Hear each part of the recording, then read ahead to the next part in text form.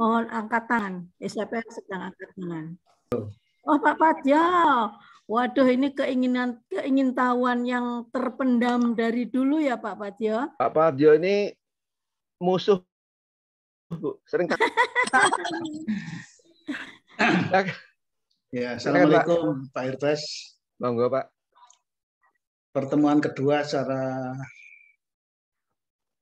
formal ya, tanda kutip. Ya. Ini luar biasa, Pak. Waktu pertemuan pertama itu mungkin waktu juga ya. Begitu pertemuan kedua, saya mendapatkan sesuatu. Mendapatkan sesuatu ya. Sesuatu itu apa? Bahwa memang benar, sangat benar bahkan, Bapak menyebut unlimited. BIP Beyond itu unlimited. Sehingga saya juga mengalami pertanyaannya menjadi unlimited juga jadinya. Jadi saking unlimitednya mau tanya bingung gitu. Tanya itu apa dulu gitu. Iya, Pak. Nah, saya ingin mencoba untuk mencocokkan karena bagi saya Pak Irbas itu 23 tahun terus-menerus menggeluti BIP dengan berbagai macam aspek yang ada di dalamnya. Jadi, dan beliau telah menekuni sekian lama, itu kalau mau lihat BIP ya lihatlah Pak Irbas antara lain ya. Masalah energi ya, masalah energi. Kita rata-rata sudah sepakat bahwa energi itu adalah merupakan proses oksidasi. BIP hanya menyebut glukosa, walaupun sebenarnya mungkin bukan hanya glukosa, tapi intinya yang disebut glukosa. Oksidasi terhadap glukosa, ya, dan glukosa itu merupakan satu proses di mana makanan dan minuman masuk mulut, kemudian diproses dan seterusnya, akhirnya menggunakan istilah awam itu menjadi sari makanan, karena glukosa itu ketemu dengan oksigen, kemudian dioksidasi menjadi ATP. Dan hasil sampingannya sudah disepakati juga, kita tahu bahwa hasil sampingannya adalah antara CO2, kemudian juga H2O, menjadi keringat, antara lain. Nah, di dalam kaitan ini, pemahaman saya itu bahwa konon manusia itu memiliki atau unsur paling kecil yang saya kenal melalui BIP itu adalah sel paling kecil. Sel yang sejenis bersepakat untuk membentuk jaringan yang sejenis, tanda kutip, membentuk organ, dan organ satu dengan organ yang lain melanjutkan kerjasamanya menjadi subsistem, dan subsistem satu dengan subsistem yang lain menjadi sistem yang namanya tubuh manusia ini. Nah, pertanyaan dan mungkin mohon pencerahan, bayangan saya bahwa alveoli yang di dalam paru-paru itu sementara ini saya menangkap sebagai ditugasi oleh Allah SWT untuk menangkap oksigen, dan oksigen itu kemudian oleh alveoli didistribusikan ke seluruh tubuh. Kemudian glukosa pun juga demikian, didistribusikan ke seluruh tubuh, sehingga setiap sel, bayangan saya, itu mempunyai aktivitas memproduksi energi. Jadi apakah betul bahwa setiap sel itu ada dapur yang tugasnya adalah memproduksi energi yang namanya ATP itu. Dan kemudian pada saat praktek ini masih pertanyaan saya ya, saya belum bisa memecahkan.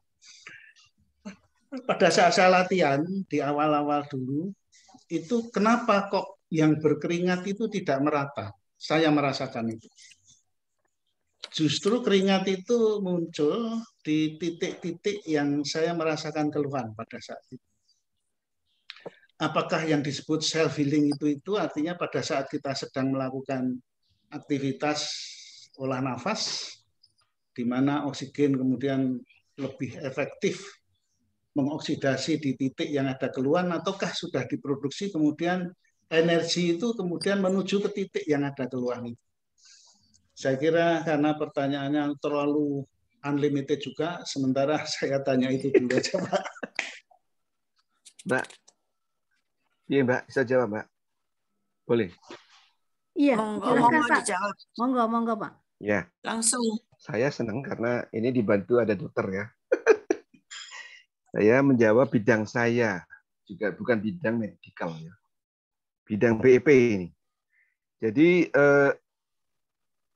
bagi saya itu cukup jelas bahwa bukan oksigen Pak Patio yang beredar dalam darah. Tapi Bapak udah benar bahwa oksigen itu masuk dari paru-paru, ditangkap oleh kelenjar alveoli di paru-paru, disitulah ketemunya antara glukosa dalam darah dengan oksigen. Oksigen itu sifatnya adalah untuk pembakaran, oksidasi. Apapun Pak, selalu pakai oksigen untuk menghasilkan pembakaran. Hasil pembakaran ini antara gula, glukosa, dengan oksigen itulah ATP, energi, adenosin trifosfat. Ini yang dipompa oleh jantung bilik kiri menuju seluruh pembuluh nadi ke seluruh tubuh. Makanya sering, wah ini kekurangan oksigen, itu maksudnya itu. Ada orang kolaps ya, pingsan, karena beban stresnya tinggi, sehingga distribusi oksigen ke otak itu kurang. Itu sebetulnya adalah seperti itu Pak. Jadi tidak ada salahnya Bapak bilang, oh kekurangan oksigen, nggak ada salahnya. Tapi penjelasannya seperti itu. Mohon dikoreksi nanti dokter. Yang kedua, mengapa yang berkeringat tidak semua? Iya, yang berkeringat tidak semua. Organ-organ yang kurang sehat, dia akan mendapat atau menyedot energi yang lebih tinggi dari organ-organ yang sehat. Saya contohkan kemarin itu tangan diikat karet, ya. Itu pada saat dilepas energi kita ke situ Pak, set, menuju yang dianggap kurang sehat oleh tubuh. Maaf aja jika kita ada pikiran, tanggal tua sama ini masalah kita. Itu kepala kita Pak yang panas. Kalau kita berlatih energi, maka hasil energi itu akan dikirim atau disedot oleh bagian-bagian yang kurang sehat. Insya Allah dengan begitu itulah kesempurnaannya yang Maha Kuasa. Di daerah yang sakit itulah akan sembuh. Daerah yang tidak sakit nggak masalah, santai aja. Energi yang dihasilkan menjadi simpanan energi nanti. Gitu dulu ya Pak. Baik, terima Nanti kasih kita Pak.